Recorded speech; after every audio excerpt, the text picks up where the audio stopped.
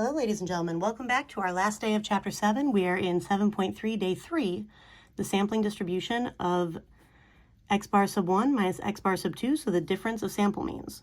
By the end of this lesson, you will be able to calculate the mean and standard deviation of the sampling distribution of a difference in sample means, x bar sub 1 minus x bar sub 2, and interpret the standard deviation. You will also be able to determine if the sampling distribution of the difference of sample means is approximately normal, and if appropriate, use a normal distribution to calculate the probabilities involving difference of sample means. Okay. Let's take a look at our notes. So 7.3, Day 3, sampling distribution of x bar sub 1 minus x bar sub 2. So you can read the following information on pages 512 to 517. And let's start with, what are the mean and standard deviation of the sampling distribution of the difference of sample means? Are these formulas on the formula sheet? And are there conditions that need to be met for these formulas to work? All right, so just like with sample proportions, we are again dealing with combining random variables. All right? Sampling distributions of statistics can be treated just like independent random variables. So these formulas are on the formula sheet. In fact, when you go into the sampling distribution page, the second page of our student resources packet, then you will find in the second section the sampling distribution of means. The first line is for single populations. The second line is for a difference of two populations. Now, just like when we were dealing with in 6.2 with combining random variables, when we were looking at the mean of a difference of two random variables, we found the mean of each random variable separately, and we just subtracted those. Now, the mean of the sample mean from the first population is equal to the population mean from the first population. The mean of the the mean of the sample means from the second population is equal to the mean of that second population. So when you're finding the mean of a difference of sample means from first population minus second, you're literally going to be subtracting the parameters, which are the means of those individual sampling distributions of those sample means from each population respectively. That's why we have to identify the order of our subtraction. Now, likewise, when we want to find the standard deviation of a difference in random variables, we actually had to go through the variance of that difference in random variables, which we use Pythagorean theorem for as long as we knew that the random variables were independent. So we would have to find the variance of the first random variable, and then we would add the variance of the second. All right? A squared plus B squared equaled C squared. Basically distance formula on steroids. Right? And if you take the square root of both sides, then you ended up with the standard deviation. Now, in this case, the standard deviation of the first sample mean is going to equal the population standard deviation from that first population divided by the square root of the sample size from that first population. And the standard deviation from the second set of sample means would equal the population standard deviation from that second population divided by the square root of that second sample size. If we go through and we find the standard deviation of x bar sub 1 minus x bar sub 2, we actually need to go through and find the variance first, which would be taking both sides of the squared. And this squared, you'd basically square both parts of your fraction. So sigma squared sub 1 divided by, square root of n sub 1 squared. Square root and squared cancel each other out, leaving you with just n sub 1.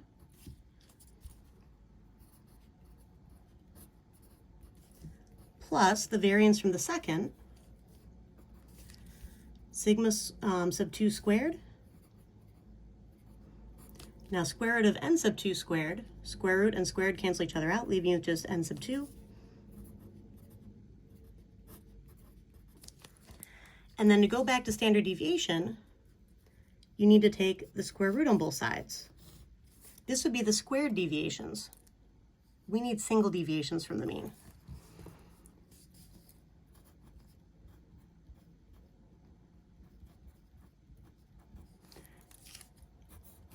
And for that, you end up with the square root of sigma squared sub 1 over n sub 1 plus sigma squared sub 2 over n sub 2. And that is exactly what we have in this formula. So these formulas are actually derived from our combining random variables formulas that we were using back in 6.2. And again, remember, this is all based on Pythagorean theorem because standard deviation is average distance from the mean. And distance is governed by right triangles. Distance formula is essentially a squared plus b squared equals c squared. You just have to take the square root in order to go back to single units.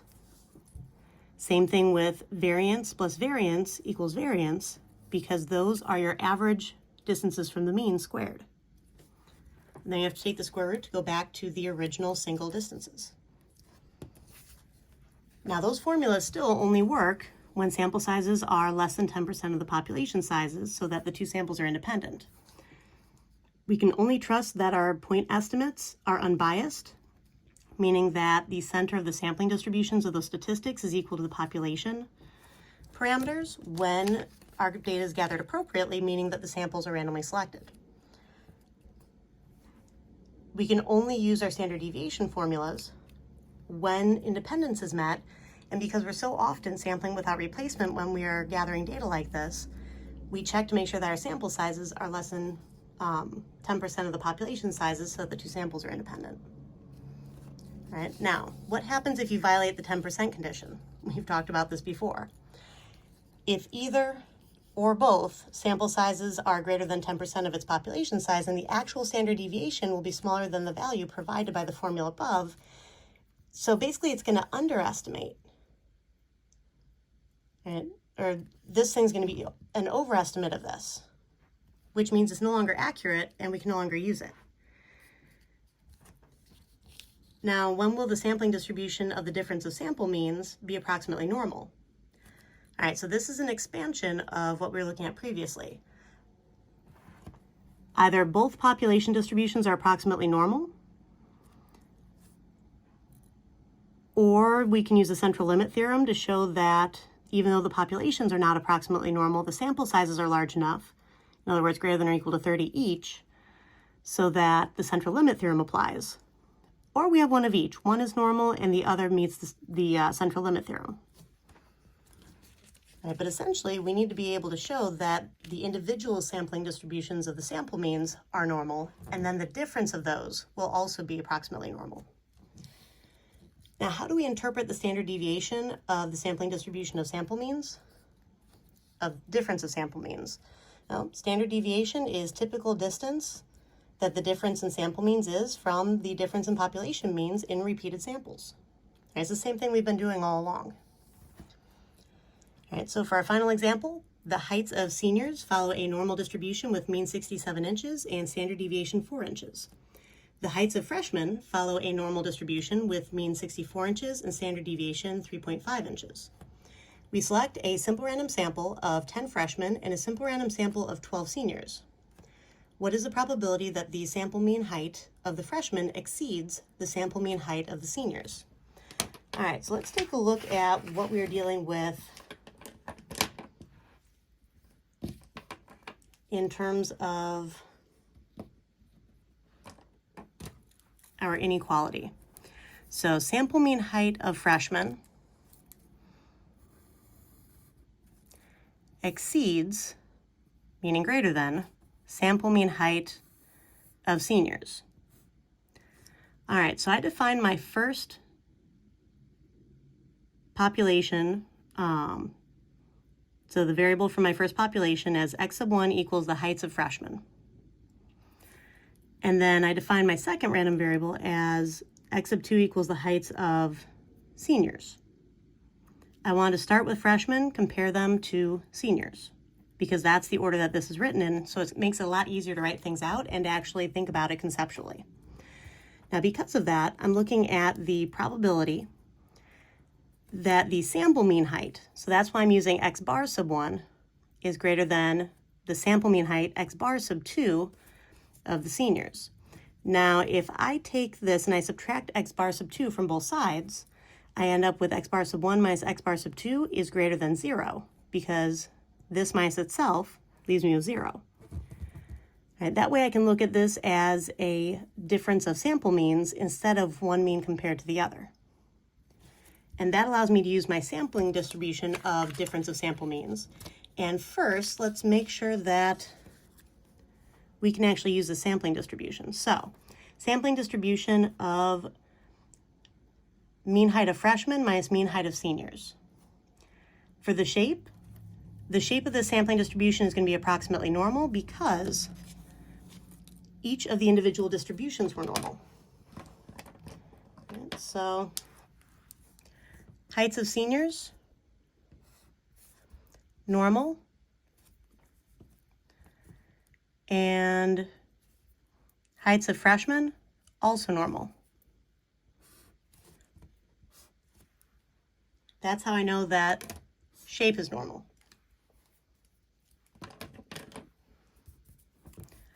Now, the freshmen are my first group. I'm looking at heights of freshmen first. So heights of freshmen were over here. Mean of 64 inches, standard deviation of 3.5 inches, and simple random sample of 10. That's why I'm using 64 to start my difference of means. And I'm using 3.5 squared and sample size of 10 in my standard deviation formula.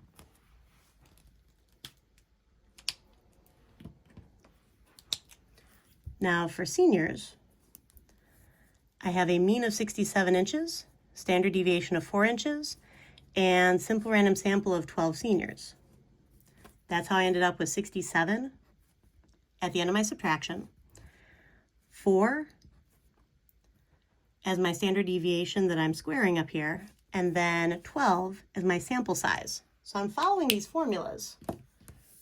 Exactly, so difference of the population means, freshman mean minus senior mean, 64 minus 67 gives me -3. Yes, the negative sign needs to stay.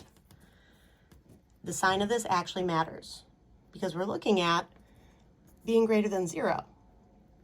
0 is above -3, which means we need to go even further above in order to be greater than. And then for the variability, standard deviation of the difference of sample means, I need to take the standard deviation of the first population squared divided by the sample size. That's what this says. First standard deviation squared divided by first sample size, which means freshman standard deviation squared. So 3.5 squared divided by freshman sample size of 10. That's why I have 3.5 squared divided by 10. Plus second standard population standard deviation squared divided by second sample size.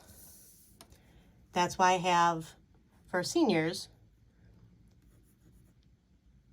standard deviation of 4 squared times my second sample size of 12. 4 squared divided by 12. If you put all of this into the calculator, you get about 1.599. Right, now, in order to calculate this probability, our sampling distribution of the difference of sample means, freshmen minus seniors, it's normal, has -3 as its center, and has a standard deviation of 1.599. So I drew a general normal curve here with the center at -3, 0 is above -3, and I'm going off towards positive infinity because I'm trying to go greater than 0. So probability of the difference of sample means, freshmen minus seniors, greater than 0 is equal to normal CDF, lower bound 0, upper bound positive infinity, mean -3, standard deviation 1.599. If I type all that into the calculator, so second vars to get to distribution, normal CDF, we have lower bound of 0, upper bound of positive infinity. I'm going to go ahead and leave that one with a whole bunch of zeros. My center is -3, Now when you type -3, don't forget to use the negative sign next to the decimal, not the minus sign. These have two different programs. If you type in a minus sign, the calculator isn't going to know what to do with it. Right? And then 1.599, paste it in, and you get about 0.0303, which is how I got this answer. All right, that's it for this one. I'll see you in class.